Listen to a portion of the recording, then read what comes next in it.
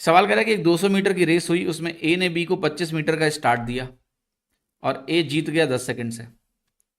Alternatively कह रहा है कि अगर ए बी को 45 मीटर का स्टार्ट दे इस रेस में, तो ये रेस डेड हीट में एंड हो जाएगी। मतलब डेड हीट का मतलब होता है बेटा कोई नहीं जीता, साथ साथ पहुंच गए विनिंग पॉइंट पे। How long does a take to run 200 metre?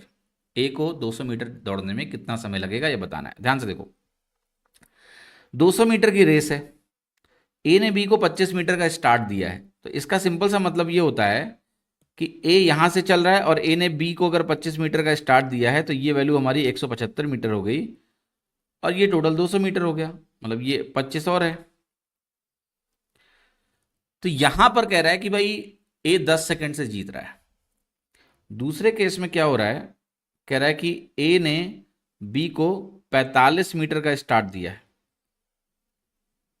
तो इस केस में रेस जो है डेड हीट में एंड हो रही है, मतलब दोनों एक साथ विनिंग पॉइंट पे पहुंच रहे हैं।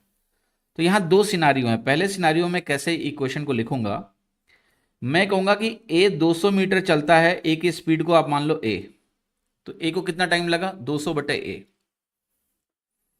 बी को यहां टाइम लगेगा 175 बटे बी, बी की स्पीड बी मान लो। इन दोनों के समयों का अंतर आपका 10 सेकंड के बराबर होगा, तो इसको 10 के बराबर कर दिया। ए जहां पर ए की स्पीड है मीटर पर सेकंड में, तो ये है ए के द्वारा लिया गया समय, क्योंकि ए को तो पूरा 200 चलना है, और बी 175 ही चल रहा है क्योंकि 25 मीटर का स्टार्ट था, 175 बटा बी। दूसरे केस में क्या है, डेड हीट में एंड हो रहा है, तो इसका सिंपल सा मतलब होगा कि भाई बी को अगर 45 मीटर का स्टार्ट है, तो ए 155 डिस्टेंस ही चल रहा है, और ये समय जो है सीधे इसके बराबर है 200 बटा ए।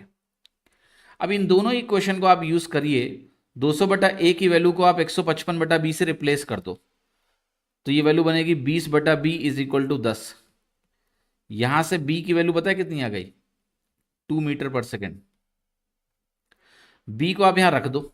आपको निकालना क्या है अल्टीमेटली, अल्टीमेटली आपको निकालना है ये 200 बटे ए की वैल्यू चाहिए हमें निकालना है कि 200 मीटर भागने में ए को कितना टाइम लगता है। 200 बटे ए की वैल्यू 155 बटे बी के बराबर है। बी की वैल्यू आपने अभी निकाली 2 है, रख दो। 155 बटे 2 कितना हो गया 77.5 सेकेंड्स। मुझे यही निकालना था 200 बटा ए, कि कितना टाइम लगेगा बी को ए को 200 मीटर भागने में। दूसरे केस में जितना टाइम लग रहा है बी को 155 मीटर भागने में, उतना ही टाइम ए को लग रहा है, क्योंकि दोनों एक साथ पहुंच रहे हैं। तो बी की वैल्यू 2 निकली जो आपकी, उठा के रख दो इस इक्वेशन में, सीधे 200 बटा ए की वैल्यू